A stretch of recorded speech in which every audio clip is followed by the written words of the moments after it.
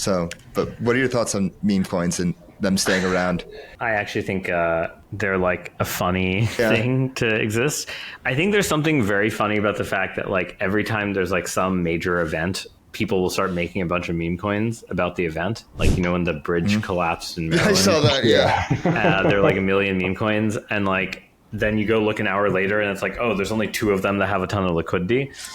GM, everybody. Welcome to Flywheel, your number one source for everything crypto, DeFi, and all that's in between. If you want to know what's going on in the world on chain, well, you've come to the right place. This is DeFi Dave, and I'm here to tell you how you can capture the power of the Flywheel.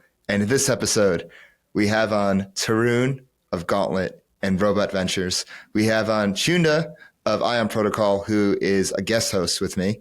And the question I want to pose to the viewers and listeners of this is, what with Eigenlayer and the Eigen token, what will make the Eigen token successful? What problems will the token and the protocol overall have to overcome? And yeah, those are the 2 main things. But before we get into it, make sure you go ahead and follow us on all our socials at Flywheel DeFi on Twitter, TikTok, Telegram. Go to our website, flywheeldefi.com. Subscribe for all our latest updates and podcasts. You can follow me on Twitter at DeFiDave22. And let's get the flywheel spinning.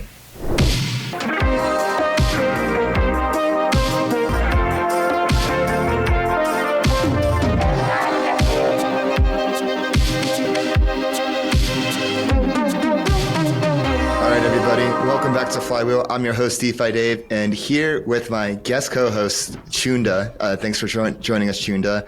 And this time around, I'm very excited to introduce Tarun, who is the founder of Gauntlet, which has been called the McKinsey of DeFi and crypto. And also, he's at Robot Ventures investing in things. Tarun, thank you so much for coming on.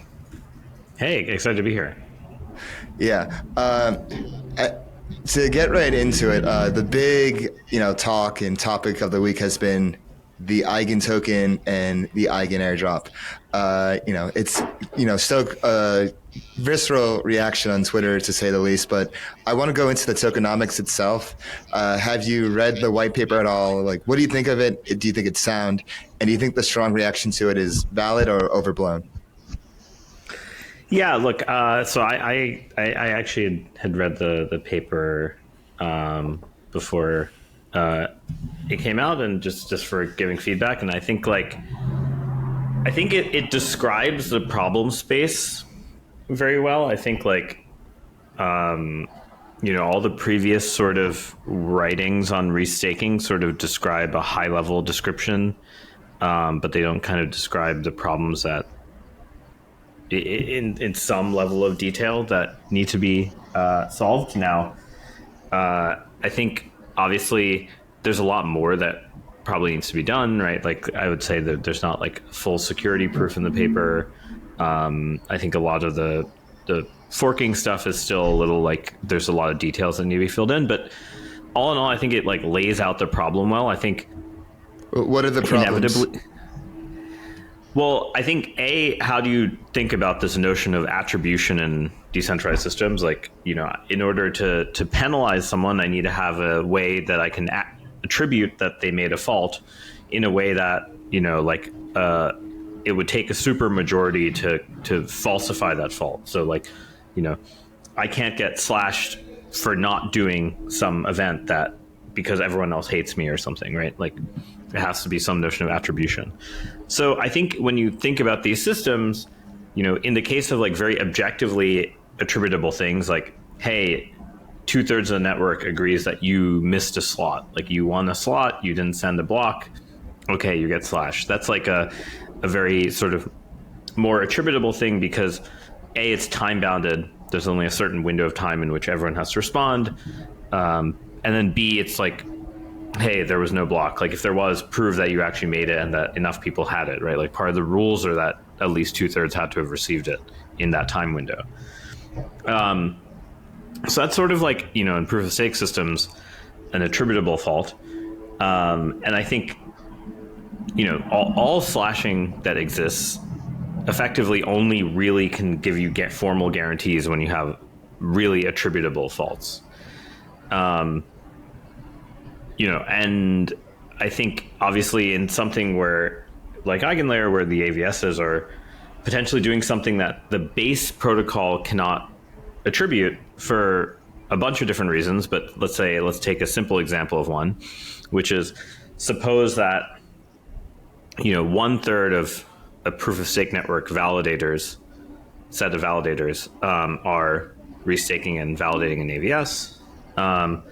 Well, the AVS's rules might be 2/3 of who is restaked has to agree on an attribution for a fault for a reason to slash someone. But the 2/3 of the AVS stake is only 2/9 of the overall stake, right? It's 2/3 times 1/3. So in some sense, to the base layer, that's not sufficient to override something. And if the slashes are related or correlated in some way, you may be able to force one and not the other. And so one argument of how to get around that is to try to have other users who aren't validating be able to participate at least partially in this idea of like when is there a fault? Can they say yes or no to whether there's a fault or not? Now, of course, this goes back far before Eigenlayer. I think even in the earliest days of like Bitcoin prediction markets and then Augur and other things, you have this notion of resolving a market where people who aren't participating in the market have to have some say in it, but how do you incentivize them to do that correctly, and how do you guarantee security properties? That's the hard part. And I think that's the part that they describe the problem of, and they describe how the token allows for forking, but they don't give like a security proof that I would say is full. And it's not necessarily in my mind that I think that proof, as you can see from like a decade of prediction market research, it's actually extremely hard to have. So there's in some sense a big relation between how they're doing this. I know there's a fancy word which is like intersubjective work. Intersubjective, that's the word that's on Twitter. Yeah. Is Eigen a prediction market token? Is that like another way to think of it? There's a sense in which it is a prediction market on like choosing a fork, right? Like if you and that's where a lot of the overlap comes in.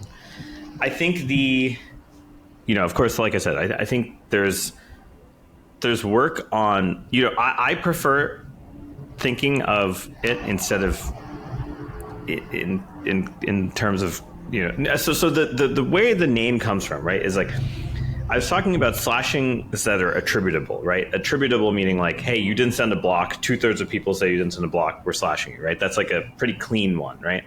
Mm-hmm. Well, another word for attributable is objective. Like it's like there's something that 2/3 of people can measure and tell you yes or no, and if you majority vote them and they say no, then like you slash, right?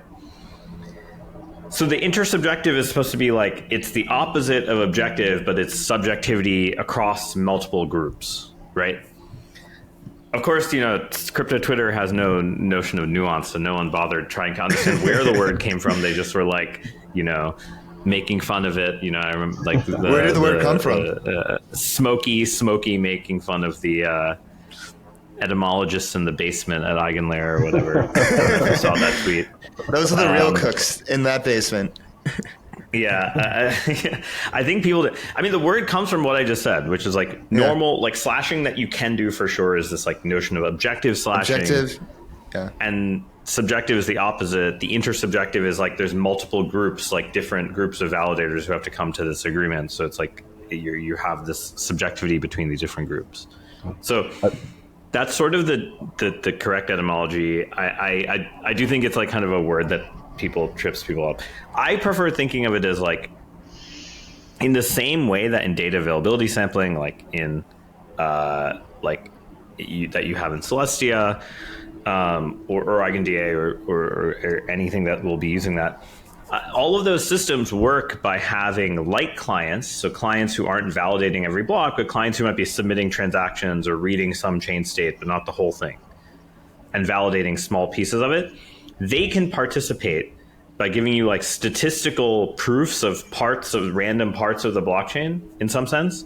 And given sufficiently many of them, the probability that they're all lying or all wrong is so low that there must have been a fault. So it's a way of getting people who aren't main chain participants, like validators, to be able to contribute to some part of consensus, but not full consensus. And the idea for something like DA is, well, DA is a time-bounded thing, right? There's a time you need to be able to make the dispute. So perhaps you can have enough of these light client participating. So this means like when you open your wallet, Argent Wallet or Rainbow Wallet might say, hey, can you validate that this data looks correct? And if it's correct, you'll get some tiny reward. And if enough people do that, that's a very like kind of oversimplified version of how data availability sampling works. So you could think in the long shot of like other AVSs sort of want to have this same type of thing where light clients can participate on like partial reconstruction. And if enough of them don't disagree, then something went wrong. Whereas like enough of them agree, something was right. So yeah, I think one way of thinking about the token in a more simplified version of it, without the whole inflation, deflation, and B-Eigen, normal Eigen thing, is it's just a way for light clients to participate in the validation in the worst case event that something goes wrong, without the light clients having to know the entire history and state. So they can like say something is wrong now with high probability without having to know like every possible transaction that's gone through. So I think enhanced light client participation is what I would call it personally. That's like how I thought of it when reading the paper, because it is a way to do data availability sampling for things that aren't data availability for all these other things AVSs do. And I think if people spent a little time instead of getting mad and read about it, like you would see that's kind of what the core koan of it is, right? Which is like, how do you get light clients to participate in certain events and consensus without overloading them, right? Because like this idea that you want to like have the small set of validators do everything forever for all services is like impossible, right? That's like that's like me asking my friend who owns 100 computers if he wants to like compete with Amazon Web Services with his 100 computers, right? It's like, I don't know. It's not happening. It's not happening. Yeah. But you can do something where it's like, well, the guy with 100 web services does stuff, but he has to do some type of cryptographic proof and has to put up some collateral such that if all his users say he fucked them and didn't like give them the service, then like enough users agree, then like there's a way for them to participate in slashing it. Yeah. And I think Chunda, is the key thing that like needs to be kind of differentiated in my mind. And I think obviously there's a lot of work on clarity of that message that has to be done. Yeah.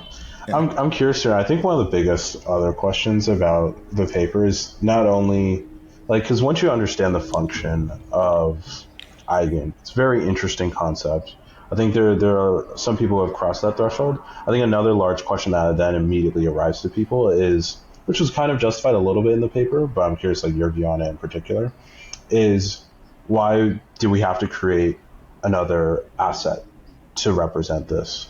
Why can't we use pre-existing assets that exist in the marketplace, whether it's ETH or restaked ETH or any other arbitrary asset, if we're actually going to create a new asset for it? Why not just use something that already exists? Why not just create a segmented market that internalizes this kind of like fork risk, separated from the original kind of like restaking market? I'm curious, like your view there. Yeah, so one justification, and this is one of the types of things I think if you follow sort of like, if you follow some of the arguments that have existed in the past between Celestia and other DA layers, is that people will be like, oh, why does Celestia need its own chain for doing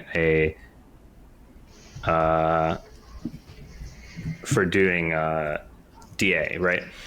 Well, there's some argument to be made, and it's sort of a very nuanced argument, so I'm going to try to sketch out the high level version of it, which is, suppose you have a main chain where you actually have some censorship issue. So some validator is able to censor you sending your blob or sending some piece of data to your main chain. And now, on the other hand, consider a chain where someone a separate chain that is supposed to be replicating some of that data, like a DA layer. There's some argument that by having the separate token, you can slash the separate DA layer validators for not including something in the main chain. So it acts as this kind of second layer defense against censorship. So there's sort of this implicit idea that DA layers can slash validators who don't include things that are in this other chain. Now, again, this boils down to the same intersubjectivity, for lack of a better word, because you need these two validator sets to agree on this thing, and there could be a fork in both of them at the same time, so they don't agree, right? And so I would argue that the Celestia argument for why a DA as its own chain makes sense is kind of similar to this, which is it acts as a second line of defense to the main asset not having some lack of censorship property. It enhances censorship resistance, depending on how you want to look at it. Now, the problem with this entire argument is it actually depends very much on the economic payouts to the validators, the relative payouts. Are they making enough money to give a shit about being slashed on the DA? Maybe not, right? Maybe the rewards aren't worth it, so they don't care about getting slashed. And then the second thing is how much do the validator sets overlap? If they're, if they overlap a lot, it's a very different thing than if they're disjoint and ... So my point is there is an argument for it. It's very similar to the argument for why Celestia and Avail want their own chain, except again, I think you have to remember in the Eigen case, because restaking means you have to support many different applications other than DA. You effectively need to build all these things that you have around these DA services, like data availability, sampling, and client's participation, this ability of some extra protection for censorship against slashing. You could argue that it's covering that. Now, I think there's two versions of the world, right? If we're looking at the world now, no matter what happens from the airdrop, maybe the airdrop's not successful, maybe it does really well, whatever. The idea of reusing stake for these services is not going away. And you can always feel sad for Polkadot because they kind of came up with the idea first, but got it too early. Many such cases. The problem is sometimes people in crypto think there's if you build it, they will come, is they believe that statement too much. You know what I mean? Yeah. Sometimes you just have to have demand first, then build things, as opposed to the other way around. But I think this kind of model is not going away, and you're seeing all the DA layers, you're seeing Celestia, you're seeing Avail, etc. Adding in restaking, or there's snark accounts in Celestia, which are going to be allowing you to do ZK stuff, which allows you to do more than just DA in a lot of ways. And so basically, just to give some provenance as to why is that is, obviously all of these DA layers are doing some form of storage, right? They're storing some data that needs to be challenged, that needs to be used if there's a challenge later in their blob space. Now, the part where they differ from storage is they have to be aware of this execution of this challenge for when there was fraud, so they can evict or be used in restarting the state of a chain. Now, the problem is that it implicitly builds in some constraints from the rollup. So it's hey, the rollup virtual machine sent me a valid thing. Okay, I have to evict to this blob or something like that. The problem is you can't express arbitrary constraints, right? In the Eigenlayer world, you have an Eigenpod. You can write, they have all these smart contracts and the SDK for you writing whatever you want. But in the Celestia world v1, right, it doesn't have a full virtual machine. It has a small programming model, which makes it a lot easier to reason about the security of. So there's a lot of benefit for that. But it also means it's hard to write new code. So them having ZK accounts means that, hey, look, I can validate a ZKP that someone computed something else that is not on my chain that says, hey, this is a valid fraud proof, or this constraint is invalid. So like, do whatever. So in some sense, like Celestia is going to have restaking in many, at least that form, but probably in other forms. Avail is going to have it. Like, I think like there's a sense in which it's a thing that's definitely going to be there. And I do think all of these people will still have the same forking problem, because I think the DA forking thing is a kind of nice, very nice, idealistic type of forking. Right? It's like I have a fixed window, can't really fork outside of that window, so I only need to be like ready for it in this small amount of time. But that's not going to be true for all AVSs. They're not going to be kind of this like very fixed thing. It actually sounds like they're converging. Eigenlayer, Eigen DA's like their first AVS, and then has restaking DA, Eigen DA, obviously DA layer. And then you're saying that these DA layers like Celestia, like Avail, they're going to have restaking. They're all like 100%. Converging on this in one. Yeah. I think the model is like, everyone knows that like that is the thing, right? So I don't think there's a question that's the market is going to go that way. I think obviously I think maybe there's I think despite the Twitter hating and doing all this stuff, I think you have to understand that like realistically what Eigenlayer is trying to do is basically say like, how do you take all this stuff from data availability sampling and make it work for things that aren't data availability? And there's all the other people are going to have to do the same thing too, right? Like, and it's the same set of problems. And that's what I thought the introduction to the paper really elucidates, that this is this problem that is like the generalized sort of data availability style challenge problem. And I think go ahead. I had a question. No, go for it. Do you think data availability will be the largest use case for AVS? If not, what else do you think like could take it, or are there other ones that are going to be big too? Like, what do you think will be the biggest use cases for AVSs? Well, I want to have Chunda also answer this after I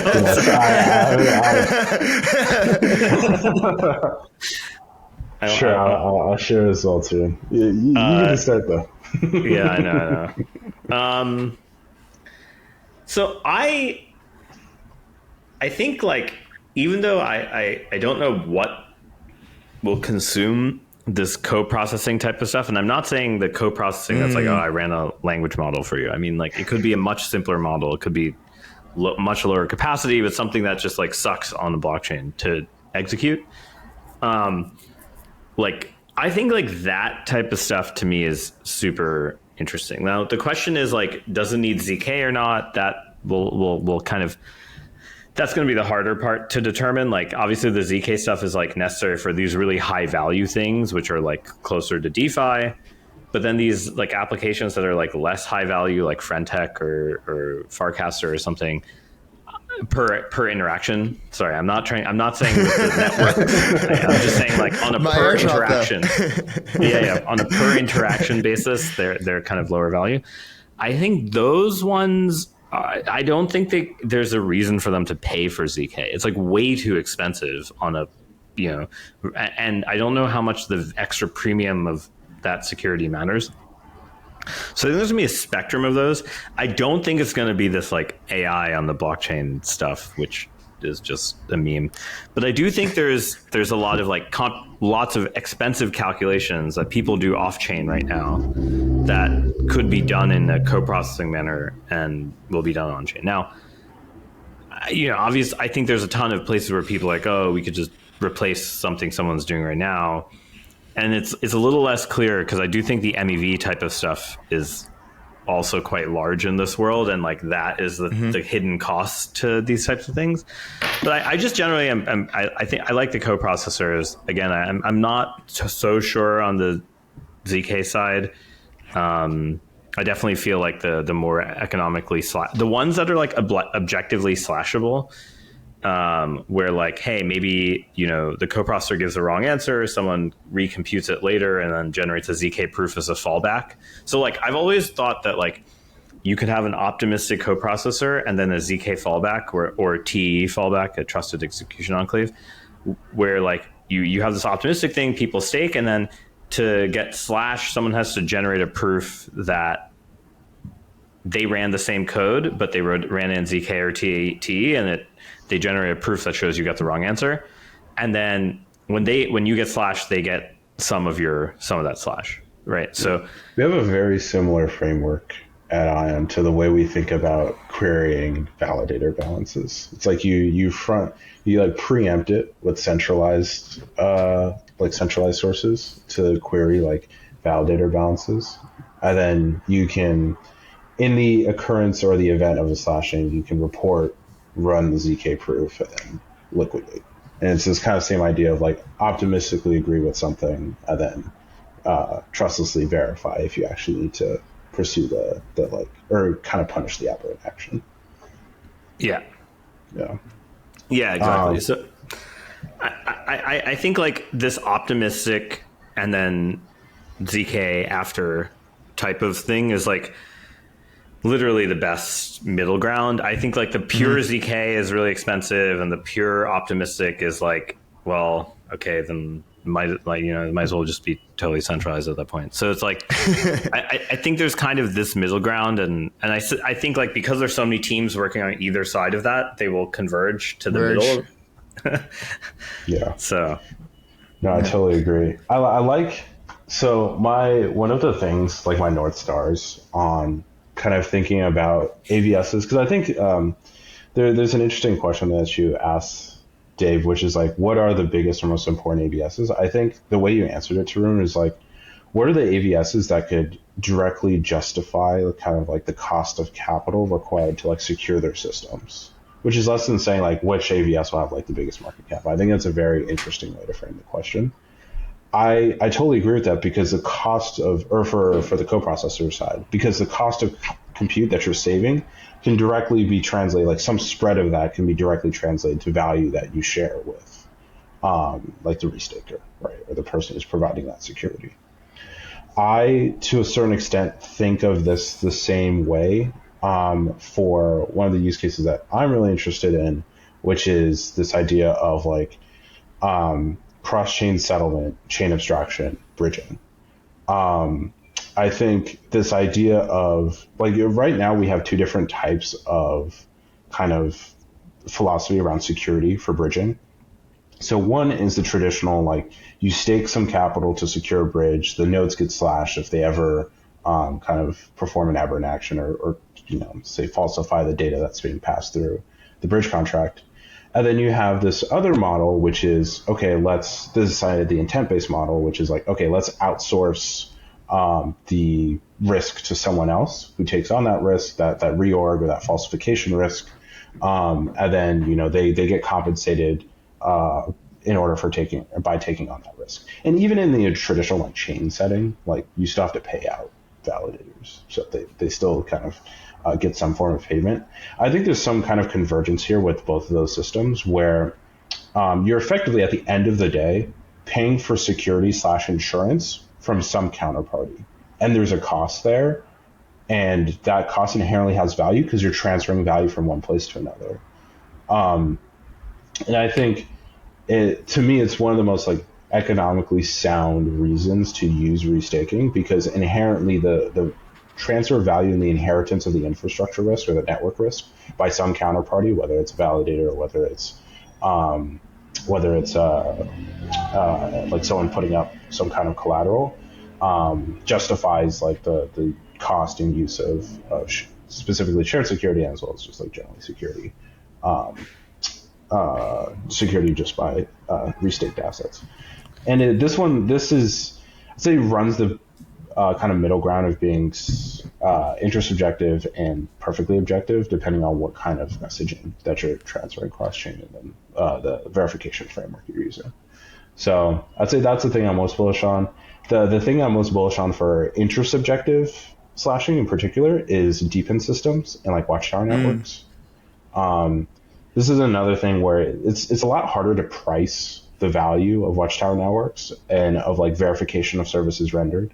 But basically, if you have a DePIN system and you have some kind of commodity floating around where it's like it's internet bandwidth or it's like cell service or whatever, there is inherent value in being able to verify that someone is providing that service or that resource and how much in a consistent manner, up to the agreement that they kind of outlined with the end user or the end kind of receiver of that resource. And then people who actually verify that being the case and ensure against that not being the case has inherent value as well. And it's also sometimes could be very intersubjective, or at least it could be very difficult to verify the status and state of these different types of resources floating around on chain. So I'd say those are two things that I find really, really interesting from a personal standpoint. Yeah. So I have another question going off of that. So right now there's like $16 billion in TVL in Eigenlayer.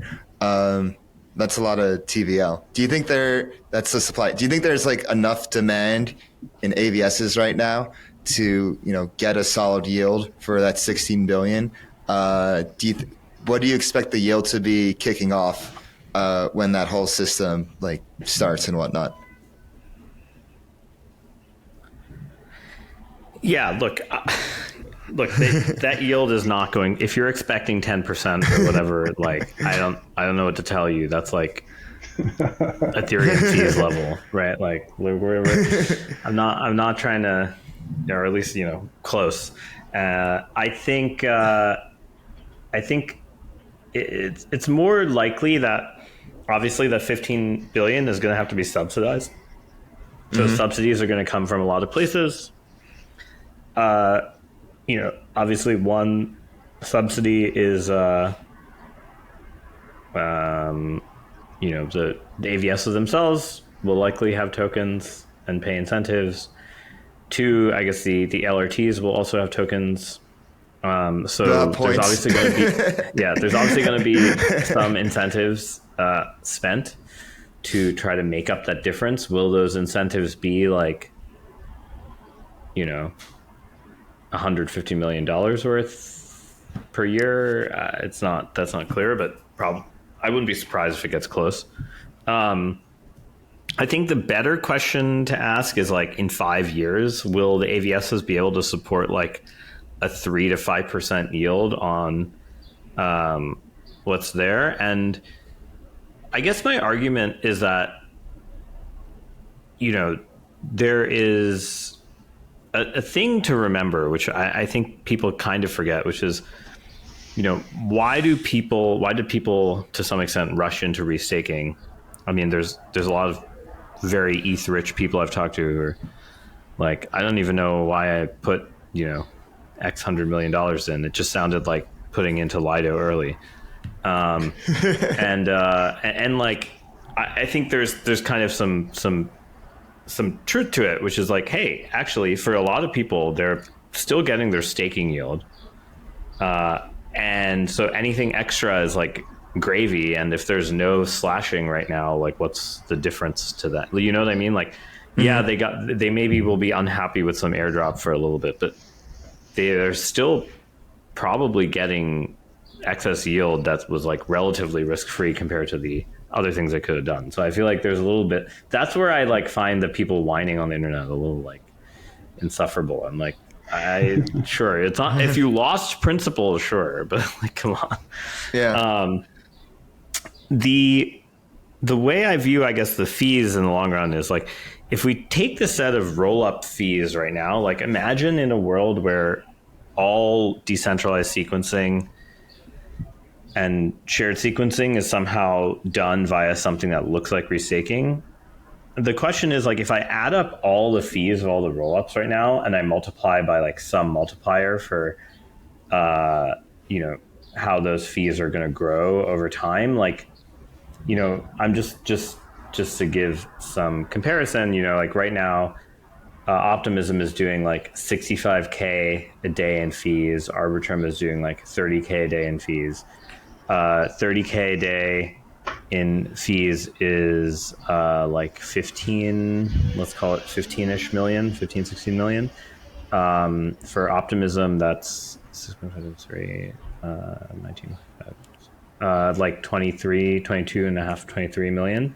So like, if those are the top two rollups, right? After that, it goes down. Polygon's in a similar category to Arbitrum. So that's around 50 million in fees. Let's say we multiply that by 3, that's 150 million. And let's say that the restakers take half for running the sequencer. That's pretty good, right? That's like $75 million in fees.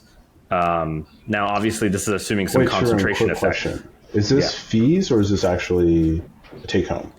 Is this split the cost? No, I'm talking about just fees. I'm ignoring incentives. I'm talking about like real fees on rollups.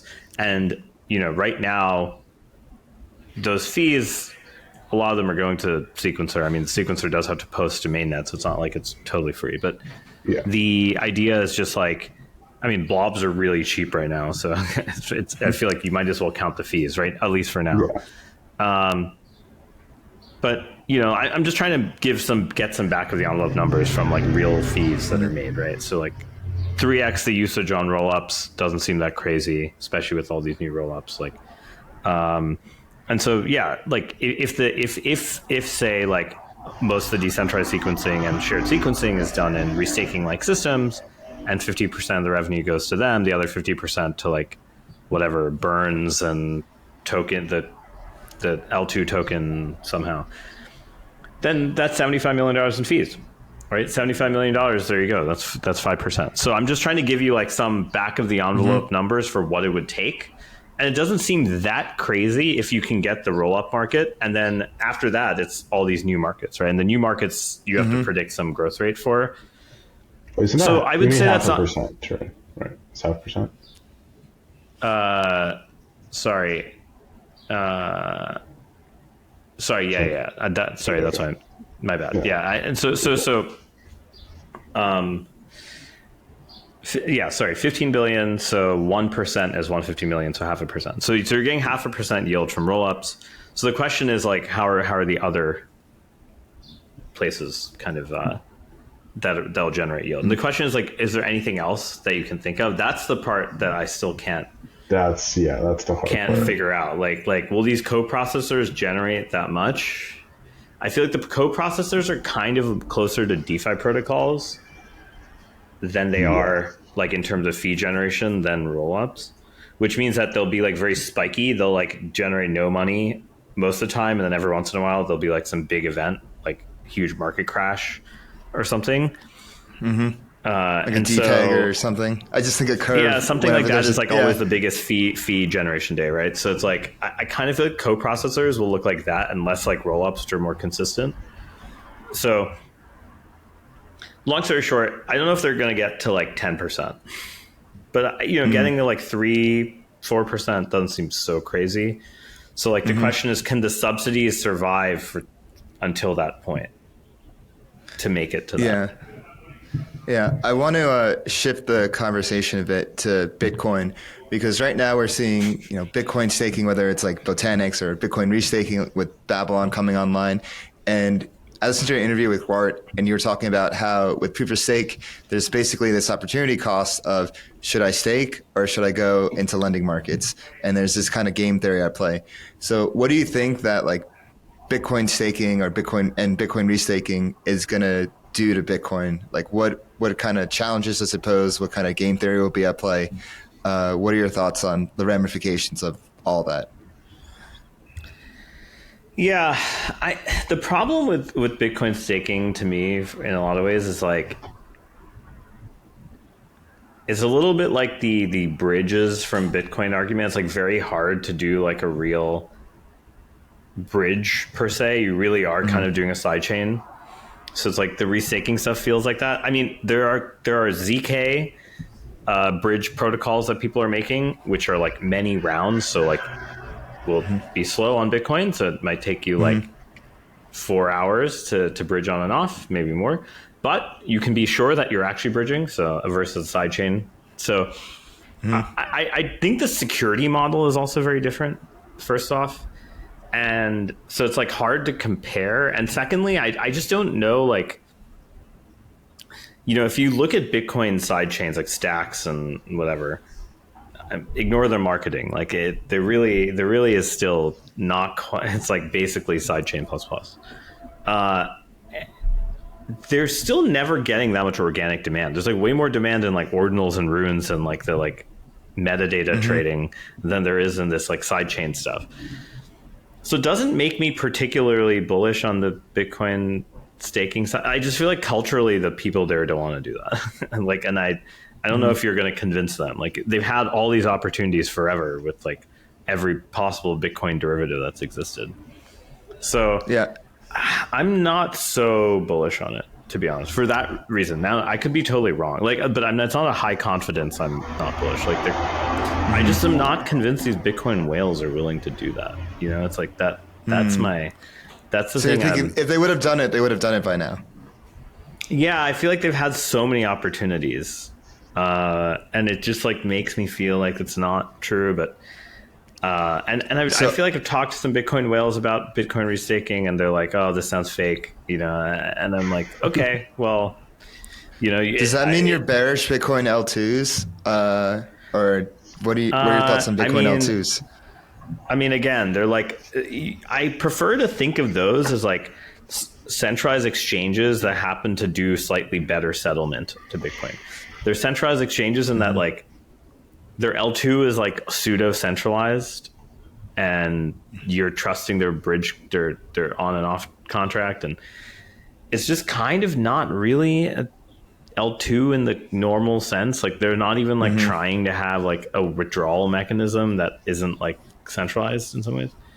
So other than the ZK ones are different, but I truly mean actually like the ones like Merlin, Alpin, like the ones with Merlin, tons of TVL. Yeah, like Alpin is very like, they're very principled, and they're gonna make it like they're gonna make it, but they're gonna make it work. But then again, you see things like Merlin get like 5 billion TVL, and you're like, okay, well, clearly the Bitcoin whales in Asia have a very different view of like what counts as an L2, right?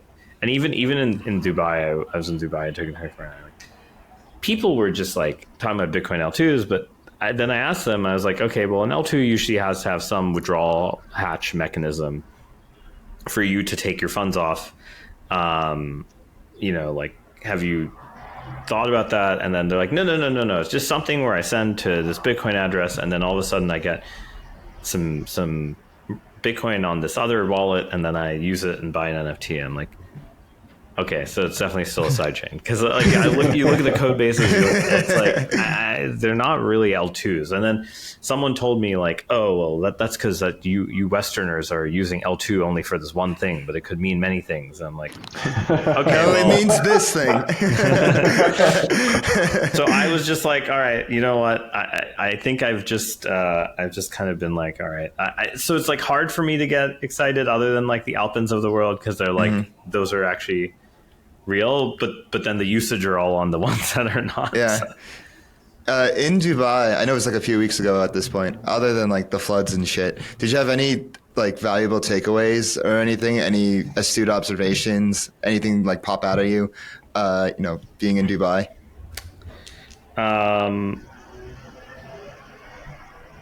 I feel like I feel like I more viscerally understand why Soalana is so much more successful than most other L1s. Why is that? What about Dubai made you realize that? I'm curious. Yeah. What about Dubai in particular? Out of everywhere else in the world? Okay, this is a very dumb observation, and I hope I don't get roasted for this, but I just find, first of all, I'm not an NFT person. I don't really like NFTs. But I find Solana NFTs, I actually really think like Solana protocols have done an amazing job. They actually care about their users. They've really built really cool stuff. But I just find the art in Solana NFTs very mid, personally. Like, I just don't like, I've never liked any of the art in any Solana NFT personally. It's just personally. And there are people who've like skinned their cars in Solana NFT.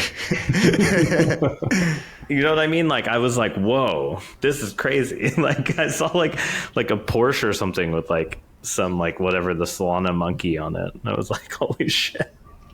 Yeah. Yeah, and you also mentioned before that not with Solana DAOs, there's high participation there. They're doing a lot of things right. I guess what's going on Solana, whether it's with the DAOs or with the protocols and with the culture, that's gaining this positive momentum. Yeah, I think they treat the DAOs like a lot of protocol teams treat DAOs as customers also, and like users, and so they like try to have a good user experience on like even the most basic things like community calls.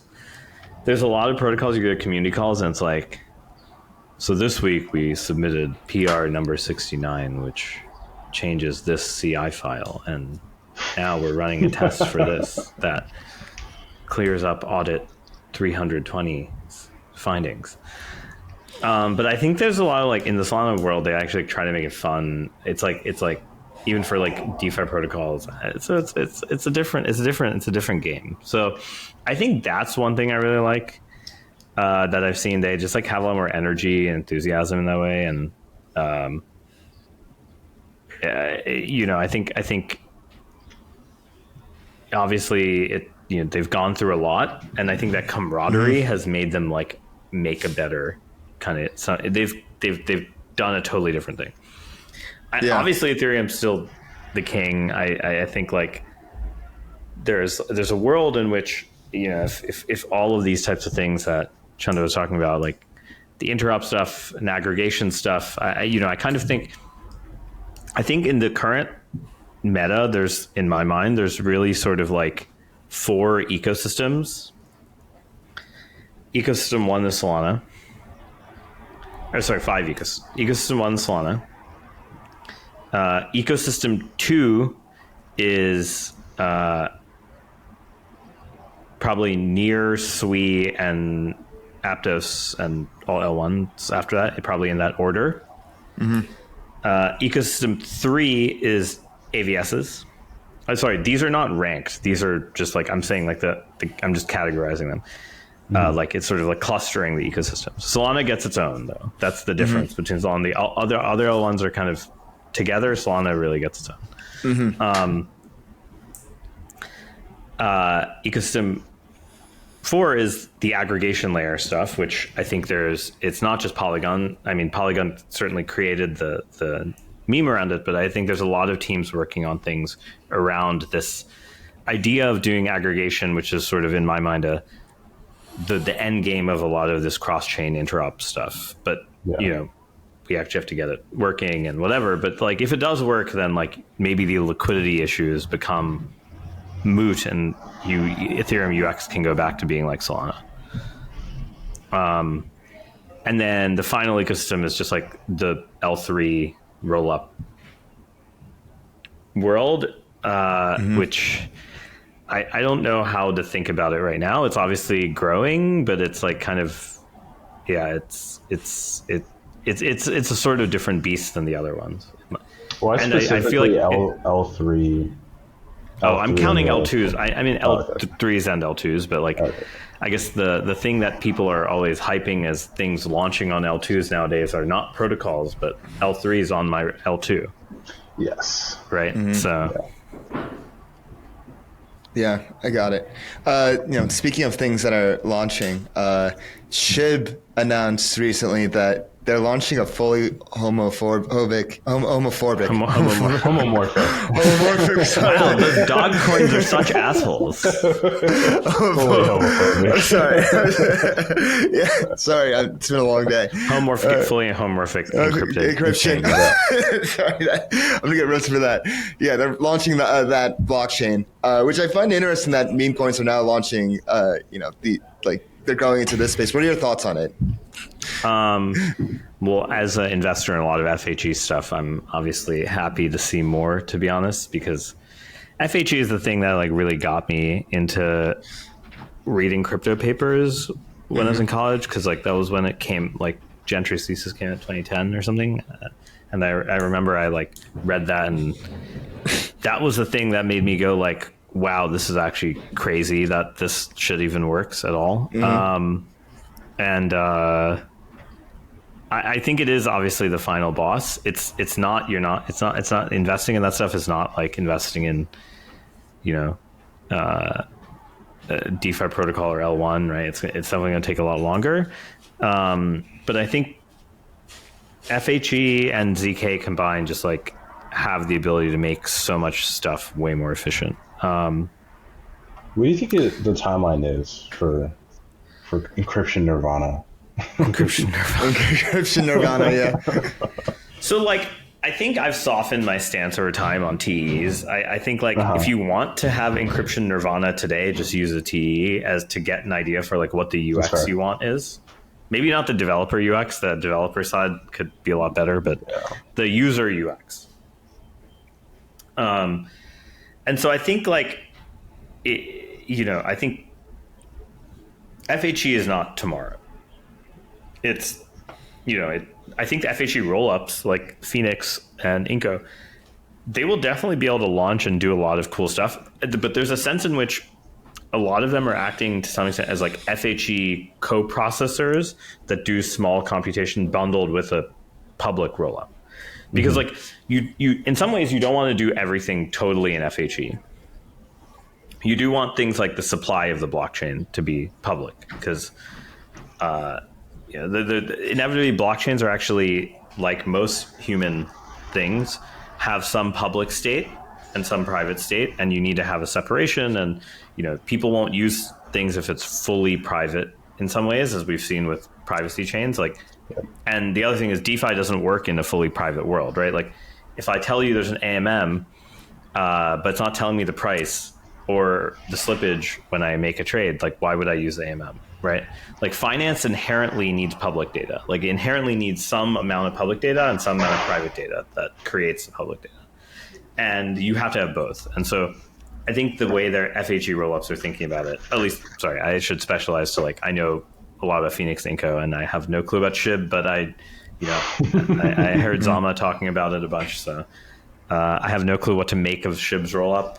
I'm not sure why they need FHE, but whereas I do think there's a lot of on-chain gaming and gambling stuff that actually does a lot better with FHE. I think, the reason the stake.coms of the world are not fully on-chain is most gambling experiments on-chain have been manipulated severely, and FHE is actually very useful for guaranteeing a lot of randomness properties. Yeah, I remember early on in crypto, because at my first job I was in EOS land, and the biggest DApp on EOS was EOS Bet. Yeah, and then Tron copied it. Do you remember Tron Bet? Literally. Yeah, and then Tron Bet, and this thing would rake in money, and it was addicting too. But then people would always find some bug in the random number generator, and then just own the contracts. Yeah. So that's where the FHE part is actually very good. It's very good at doing kind of privatized VRFs, really getting better privacy guarantees on the VRFs. Yeah. And also, speaking of meme coins, how long do you think this meme coin cycle will last? Do you think meme coins have become a viable asset class for people to invest in, or do you think this is going to fade away? It's funny to think that the participants. I was reading something today that retail isn't here. Everybody here is has been around. So we've all kind of collectively decided to ape into meme coins and make them a viable asset class. I'm not talking about us in particular, but just crypto and CT as a whole. So, but what are your thoughts on meme coins and them staying around? I'm not as nihilistic about it. I actually think it's they're a funny thing to exist. I think there's something very funny about the fact that every time there's some major event, people will start making a bunch of meme coins about the event.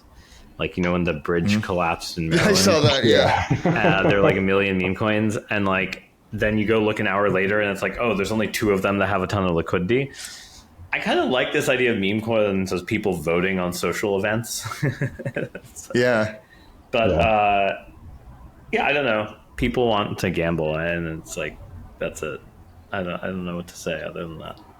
Yeah, I think it was a inefficient, halfway point between an inefficient representation of prediction markets, and unbounded prediction markets that you can't resolve, and then an IRL attention, or like an actually transparently priced attention economy.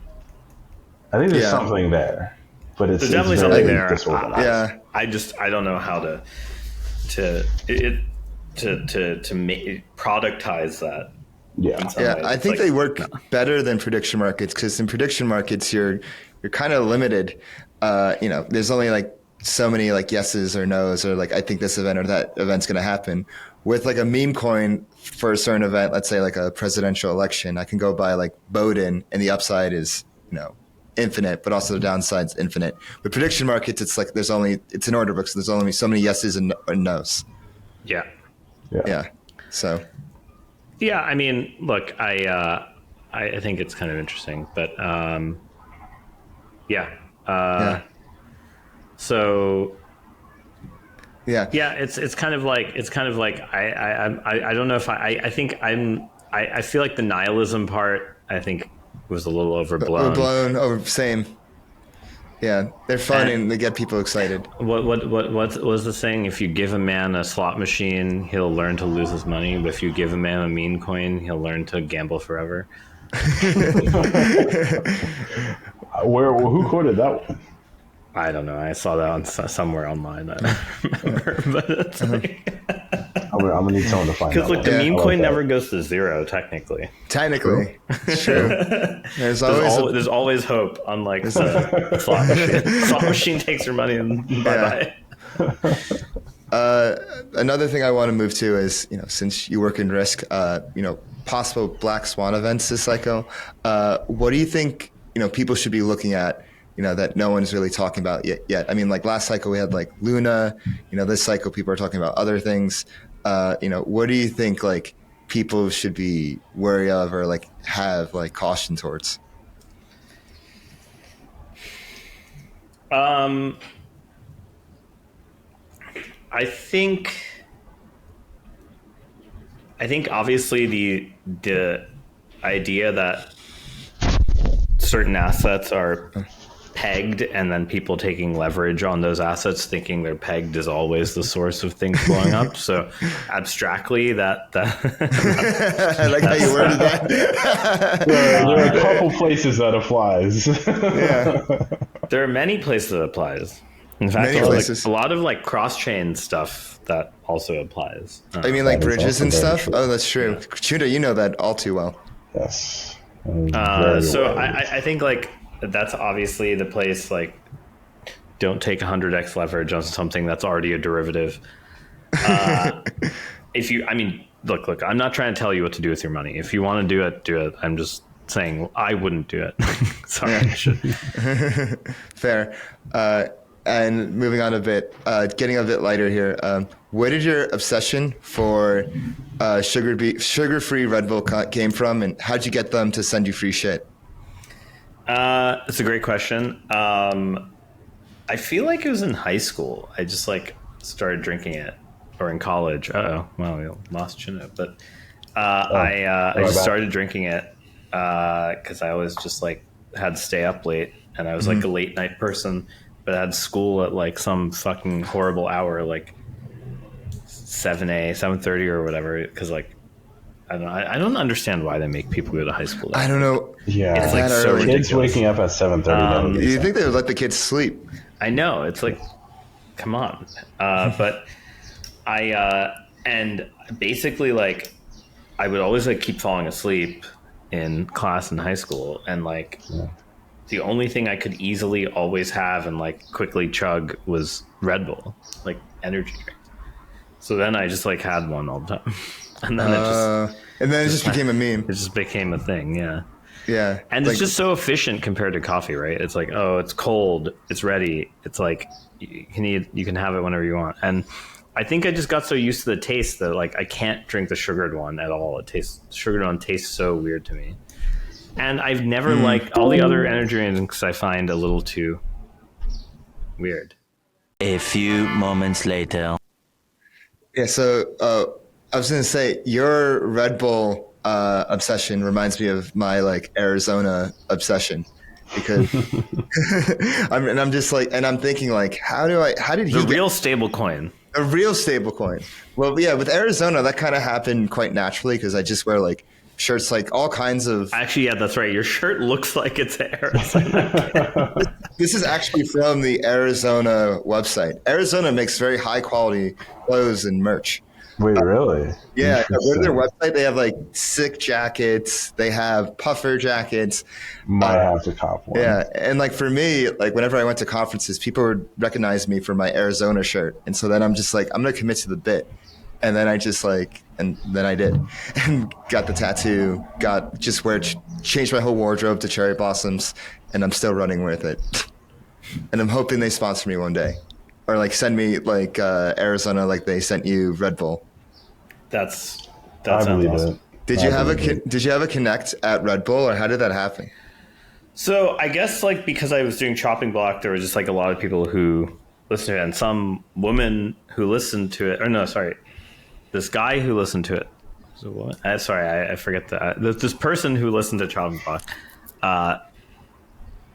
said their cousin works at Red Bull, and they sponsor this type of stuff all the time, and they just emailed and they're like, "What's your address?" And so that was it. Wow.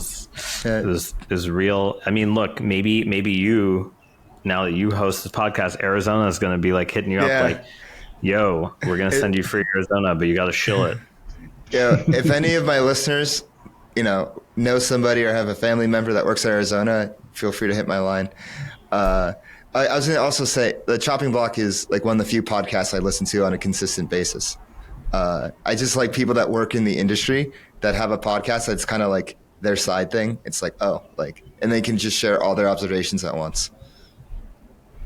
Yeah, it's like it was funny. One very funny observation about it is I think we had like everyone who went to jail in the last cycle on that podcast. You definitely have. No.